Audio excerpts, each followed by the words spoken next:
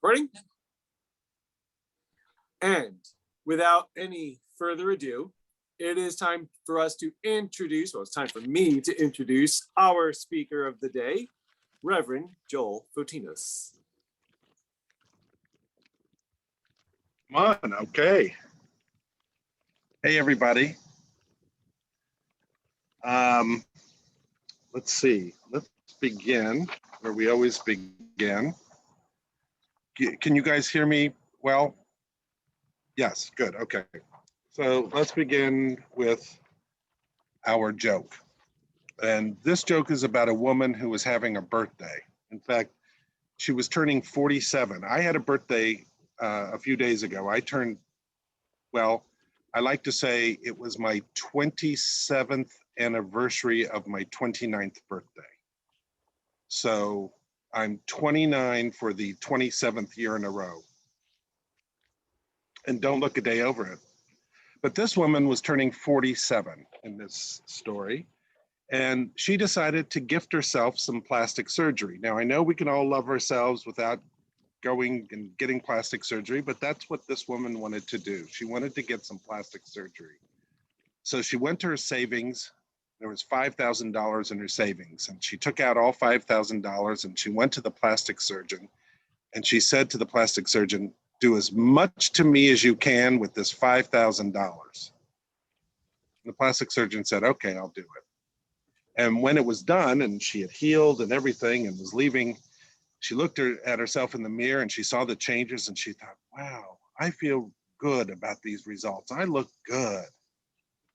Well, on the way home, she decided to stop at a dress shop to look around and maybe buy some things for her new self. And when the sales clerk came up to her, she couldn't help but ask, I hope you don't mind me asking, but how old do you think I am? And the sales clerk looked her up and down and knew, you don't anger a customer, looked her up and down and she said, well, I think you look around 35 years old. Oh, the woman giggled and she said, oh, I'm actually 47. She was feeling really good now about herself. After that, she decided she wanted to get something to eat and there was a McDonald's right there. So she goes into the McDonald's and gets into line.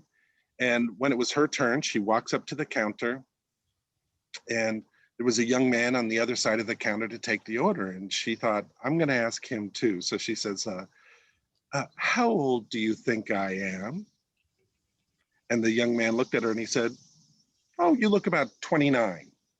She couldn't help but giggle a little bit. And she says, well, I'm actually 47. And now she was feeling really, really good about herself. So after that, she decided it was time to head home. So she walked to the bus stop and waited for the bus. And while she was standing at the bus stop, there was a little old man waiting for the bus too. And she decided to try it one more time. So she said, excuse me, sir, how old do you think I am? And he said, well, I'm 95 years old and my eyesight is going, but there is one sure way of telling a woman's age. Oh, really? Said the woman. And what way is that? And the old man said, well, if you kiss me, I'll be able to tell you your exact age. She looked around to make sure that no one was watching and she thought to herself, oh, what the heck? And she gave him just a short little peck. After the kiss, the old man said, okay, you're 47. Well, she was stunned. And she said, wait, how did you figure that out? And the old man replied, oh, that was easy. I was behind you in line at the McDonald's.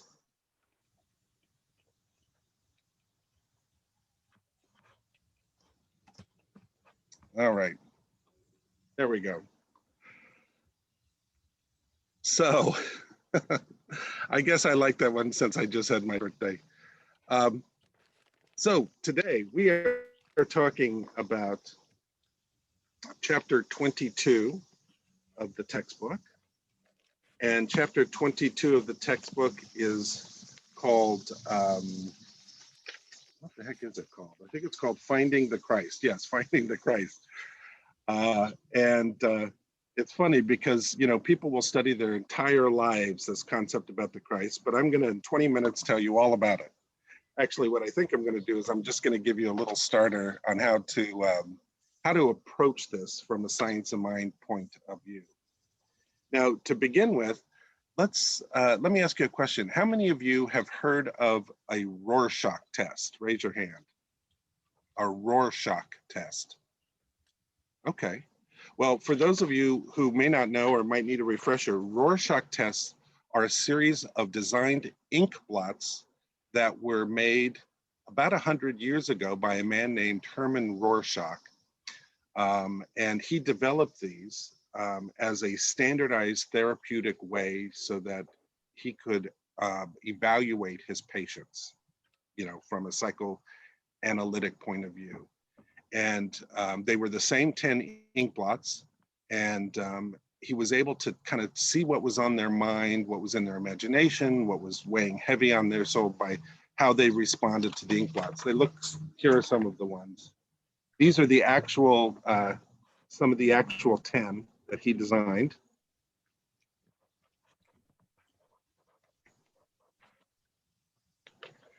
And by the way, these 10 ink blots are still used by many therapists and psychoanalysts today. It kind of goes in and out of fashion, but it's still used.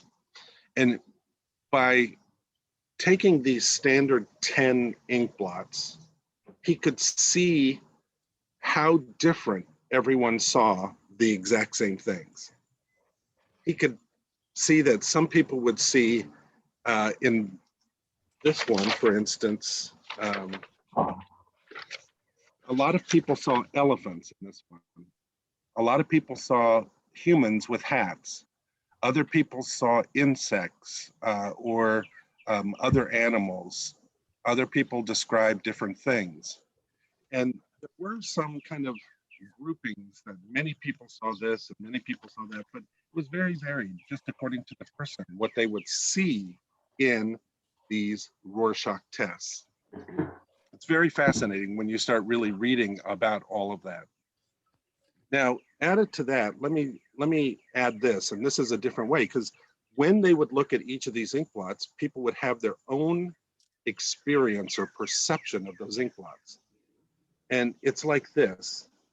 We're all born in our own situation. So I'm going to put on this pair of glasses, and this pair of glasses represents the situation that we're born into. So it's a pair of glasses that we view. So I was born at a certain time in history, in a certain place on the planet, with certain features and attributes and that form my basic understanding or viewpoint of how I see life. Now, I also have experiences in life as I go through it. And those experiences are like another pair of glasses that color the way that I see things, my perceptions and everything, because as I gain more experience, that's what these glasses represent. And as I go through life too, I might accumulate some, you know, maybe some fears or some traumas, some wounds, some this or that. And that's what this third pair of glasses is like. All right, you getting this?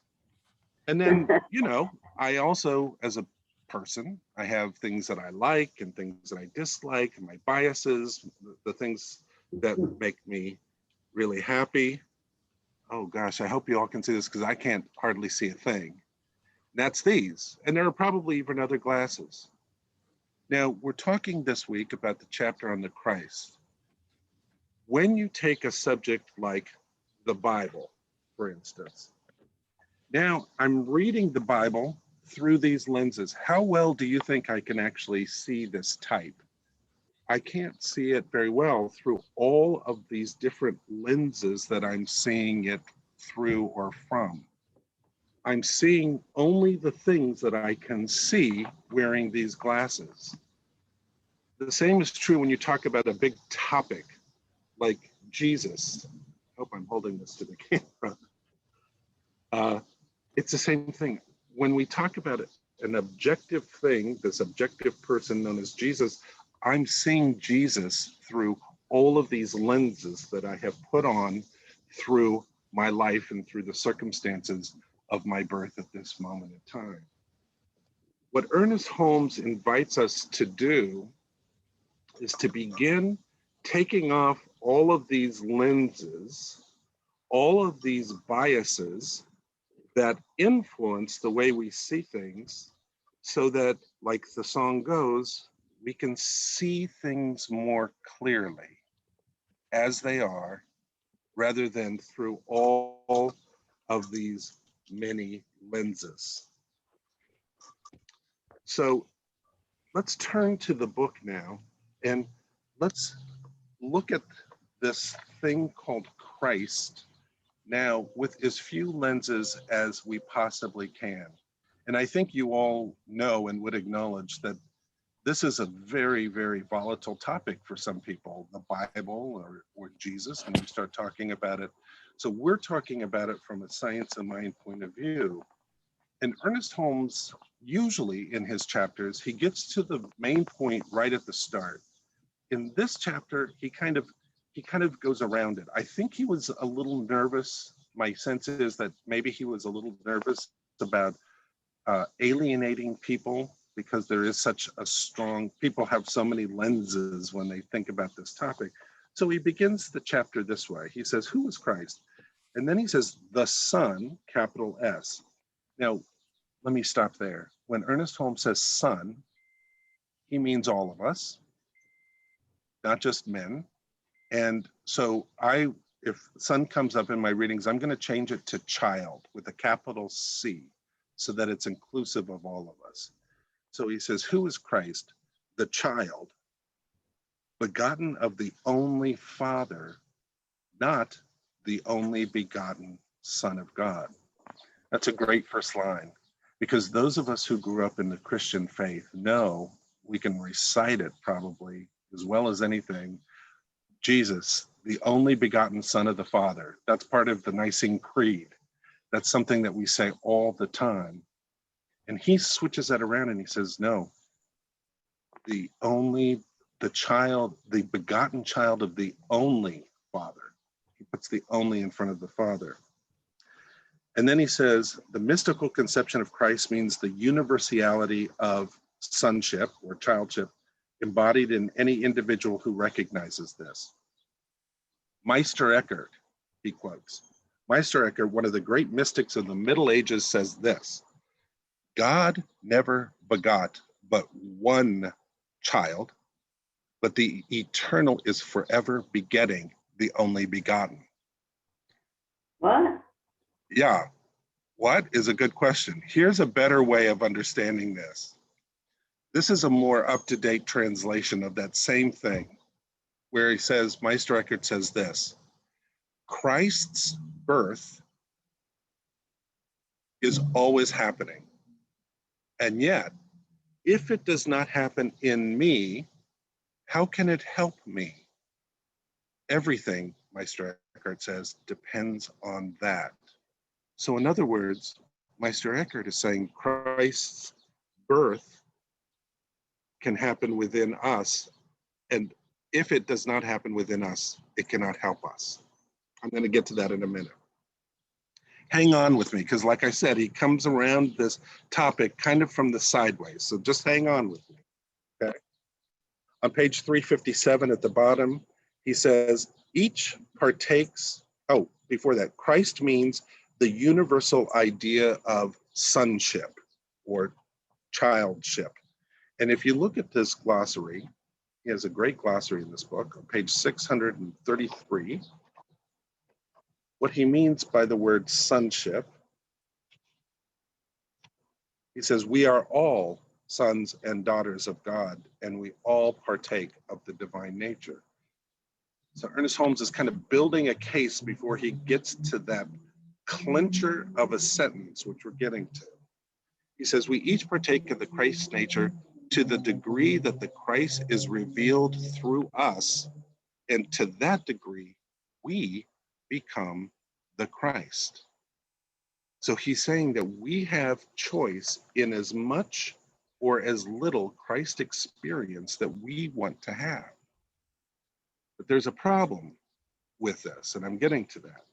On the next page, 358, he says, we comprehend the infinite only to the degree that it expresses itself through us, becoming to us that which we believe it to be. That means that this whole idea of Christship is a big Rorschach test.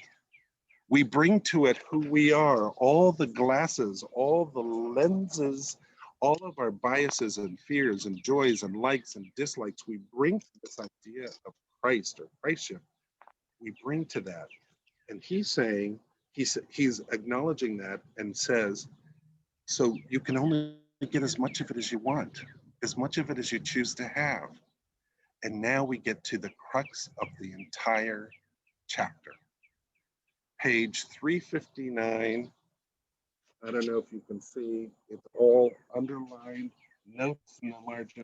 This is the page. This entire page is the page of the chapter. So the first thing that's important that he says about this topic called the Christ is Christ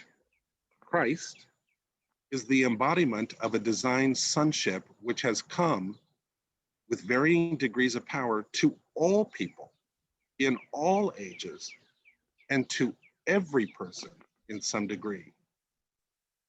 Christ is a universal presence. Okay, he's almost to the main point here. He's zeroing in on it now. He's almost there. And if you look up that word in the glossary, page 578, the word Christ, the Christ, he says something interesting. He says Christ is a universal idea, and each one puts on the Christ to the degree that he or she surrenders a limited sense of life to the divine realization of wholeness and unity with good, spirit, or God. We say that a lot in this center and actually in this philosophy, the science mind philosophy, that part of the idea of taking on, as we're talking about in this chapter, the Christhood or that oneness with spirit is that we have to release the lesser so that we can embrace the greater. We have to take off those glasses that constrict us, that stop us from seeing clearly. We have to take off whatever it is that holds us tight and constricted so that we can be free to experience the greater. He says that's Christhood. That's what it means to have that Christ experience in you, is to let go. It's like wearing a coat that's too tight. And when you finally take off that coat that's tight and old and smelly and whatever, take it off. Oh my gosh, imagine how great that feels. That's the Christ experience. Now we're getting to the main point. He says this: we do believe that in the unique personage of Jesus, this Christ was more fully orbed than in anyone of whom we have record. Okay, I'm going to pause there. Because what he's saying is Jesus was a person who lived this Christ teaching, in his opinion, more than anyone else. I might take a little bit of umbrage to that and say there were many great examples of people who really lived this Christ experience. But, you know, we'll go with Ernest on this for the moment. And he says, but one thing I wanted to say about this is that when he talks about Jesus in this way, we need to remember something. He's not talking about Jesus the person. He's talking about Jesus, the image of Jesus that we have, and the archetype of Jesus. So when we talk about certain people, let me say it this way. There are three levels that we talk about. There's the actual person, and with Jesus, you know, the actual person, none of us know anything about the actual day-to-day conversations he had. The second level is the image that they put off, or the image that we have about them. And then third is the archetype that they represent. So for instance, let's take James Dean. I'm sure most of you or all of you have heard of James Dean. Now, I have no direct knowledge of James Dean as a human being. I never interacted with him. I don't know anybody personally who has ever interacted with him. So I don't know him, the human that he was. That's level one. But the image of James Dean, many of us could say, you know, he had cool sunglasses and he had that jacket and he slicked back hair and he was in the car and he was cooler than cool. That's the image. That's level two. That's the image we have of James Dean. And if I said, well, there's an archetype though that James Dean personifies. Maybe he's the bad boy with a heart of gold archetype. So somebody might say, wow, Neil Pinkman, he's like a James Dean type. And we would all know what that meant, because James Dean, we're not talking about the person James Dean or even the image of James Dean, we're talking about the archetype of James Dean. Same with Marilyn Monroe. You know, none of us knew Marilyn, I don't think. And, but we all know the image, the second level of Marilyn Monroe, certainly from all the writings about her and her movies and the many books and movies about her. But then there's the archetype of Marilyn Monroe. So you might look at somebody and say, wow, that person is a real Marilyn Monroe type. And we would instantly know what that. Well, this is true about Jesus as well. We actually don't know anything about the day-to-day life of this person, Jesus of Nazareth. We don't know anything.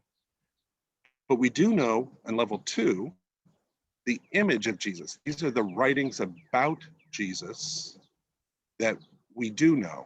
They're mainly found in the Gospels, both the four Gospels that are in the Christian Bible, and then there's a few other Gospels that didn't make it into the Bible.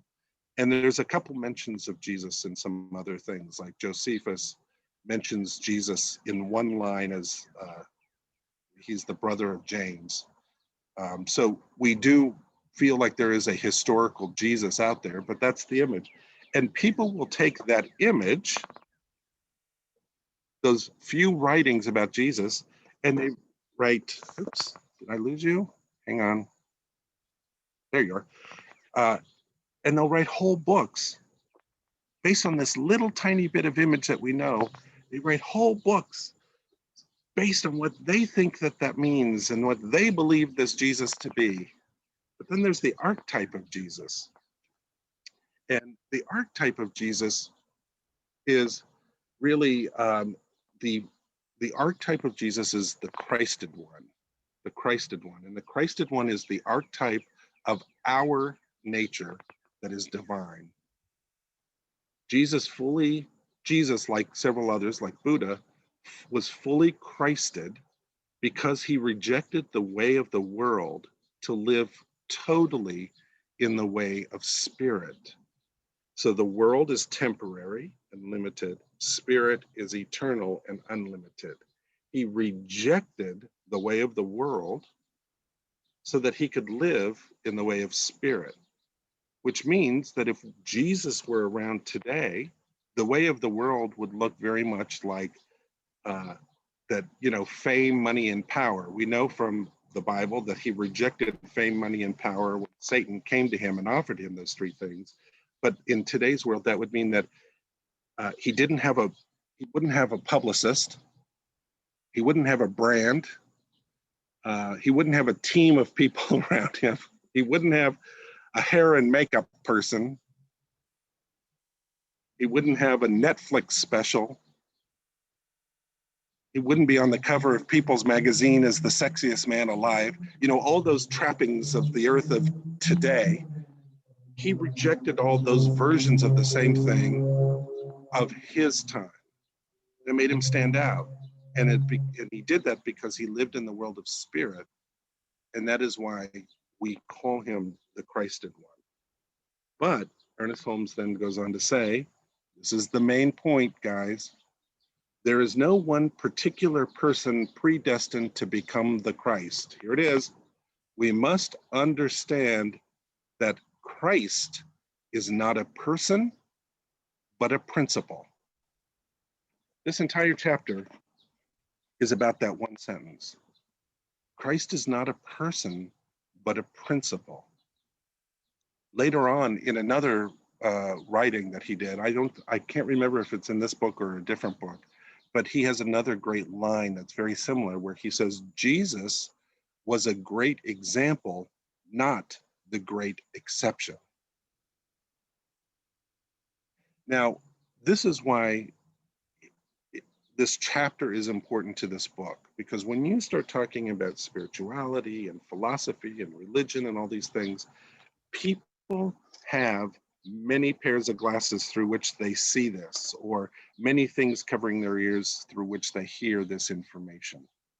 And Ernest Holmes wants to take all that out and demystify it and say, let's just take all of that out so we can see it as it truly is. There's a principle called the Christ principle. This man was not the only one who reached it, but he did. That's why we're still talking about him. But guess what? He was no different than us. How do we know? He himself says in these scriptures, everything I do, you can do, and even greater. So in this book, Ernest Holmes says, moving forward to page 362, he says this, he says, it seems as though all people are engaged in this search for the Christ principle in themselves, and that no one can be satisfied until he has made the great discovery for themselves. But to how few has come the real truth, this realization that God is indwelling in the soul and spirit of each one of us. So this is Christ, the principle, and our realization of it and who we truly are is the ultimate quest that we make in our life. It's that thing within us that compels us to constantly be searching about it and talking about it and thinking about it and wanting to know more and all of that.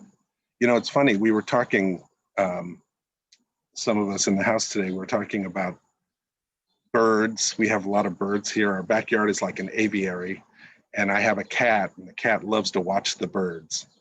And it reminded me of when I got my two of my cats, my favorite cats ever, Ernest Holmes Votinus and Emma Curtis Hopkins Votinus, Ernest and Emma. Ernest was all black and Emma was all white. They were just like a little salt and pepper pair. And I got them when they were little tiny baby kittens, just the most adorable things. And they had been very sheltered. And then I got them and I brought them home. They, you know, started exploring around the apartment and everything. And I remember so clearly one day that at the window, a bird landed right outside the window. And my little Ernest and Emma kittens, they saw the bird and they started doing that thing that cats do when they're really into wanting the bird, you know, and they're like doing that, they make that noise, you know, and they ran to the window and they're like, ugh. They're so into this bird. And I remember thinking, how did they know that that was their nature? Because I didn't teach them that. They didn't have anybody before me. No one taught them that. It just is inside them. That is who they are, and that is part of their destiny or quest in life, is that they love to look and hunt birds. In a way, it's the same for us with our Christ nature. There's that thing inside of us that when we see something, it brings it all back. Oh, right, that's why I'm here. Have you ever had that experience where you're just going along in life and something happens and you're like, right, that's the real stuff. That's the real meaning of life, not all this other stuff, which is fine and great and good. But the ultimate quest is not whether the company I work for makes their quarter percentage-wise in profits. It's not whether or not this happens or that happens. It's whether or not we become more realized in our true Christ nature. It's in us, all of us. And we have teachers like Jesus who showed us that it is attainable to us in as much, Ernest Holmes says, as we choose to allow it to be. Very quickly, page 364, he says, the thing that we look with is the thing we have been looking for. This is the divine in us that seeks to discover more of itself, to reconnect. It's like that movie E.T. You know, he lands on Earth, and the entire movie, if you watch that movie, the entire movie, all he wants to do is phone home. He just wants to phone home. The minute he sees a phone, it's like, that, I need that, phone home, because he wants to go back to where he came from. There's that thing in us that is like E.T. that just wants to phone home so that we can be in that place that we know is our true home. He says, what it is we need, what is it that we need for greater freedom?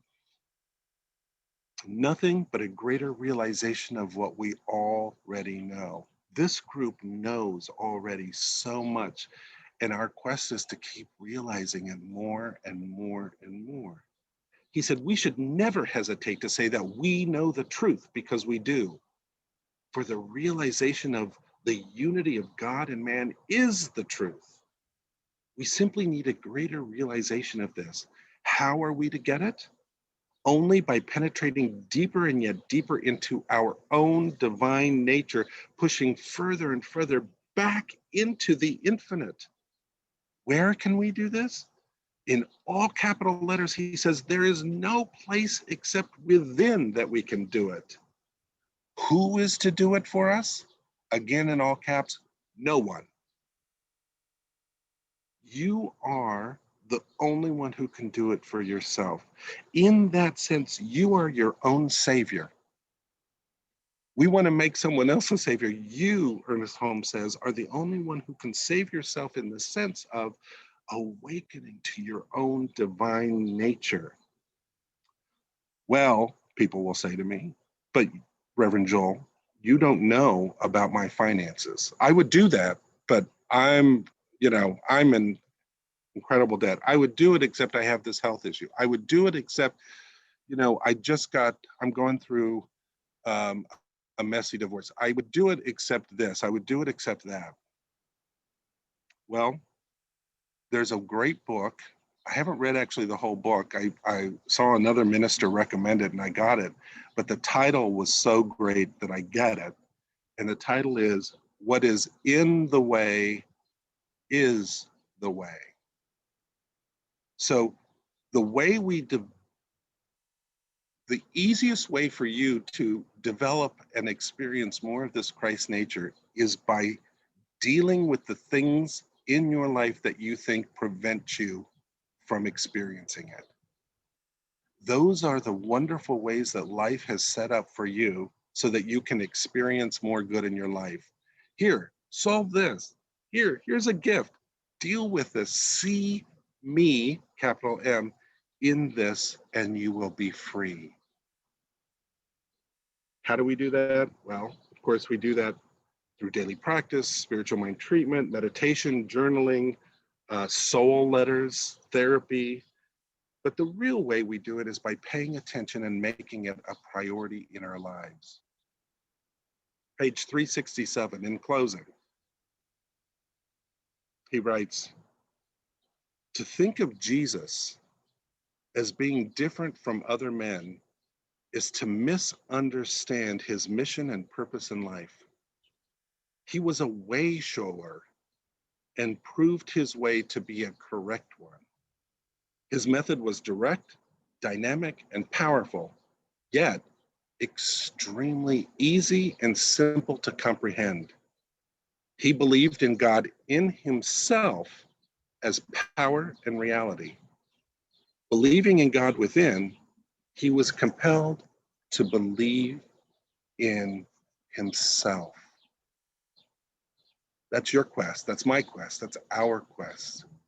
We're doing it together and we're doing it individually to more fully realize that greatness that lies within us that allows us to, like a flower, bloom to our fullest potential. That's a great gift in life. We don't have to do it alone. We get to do it with each other, and we get to be the example for others as we do it in ourselves. So let me close this out by, I'm going to read a paragraph as the treatment as we close this out. So if you want to get comfortable, you can even close your eyes for a moment as I read this. And when I read the words, own them for yourself.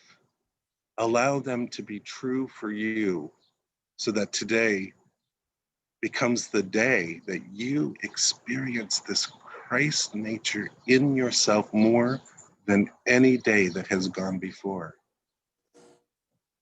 He says, the Christ within knows that our individuality is indestructible, that we are each eternal beings living forever in the bosom of the Father.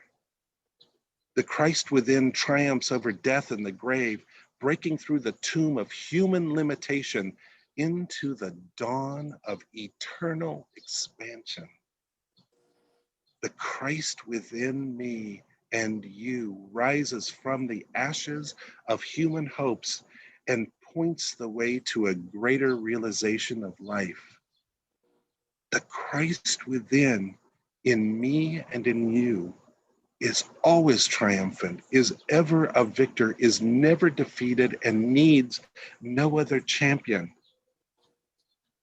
Within each one of us right now, we declare, I am. What more can we say? I am. And it is enough. Because thou art, I am. From out of the depths within me, I say, I am. In and around me, I declare, I am. Over and over through me, I say, I am. Oh, inner being, eternal and blessed, complete and perfect, birthless and changeless and deathless. I am, I am, I am, and evermore I shall be. We know this to be true for each one of us right here and now, and together we say, and so it is.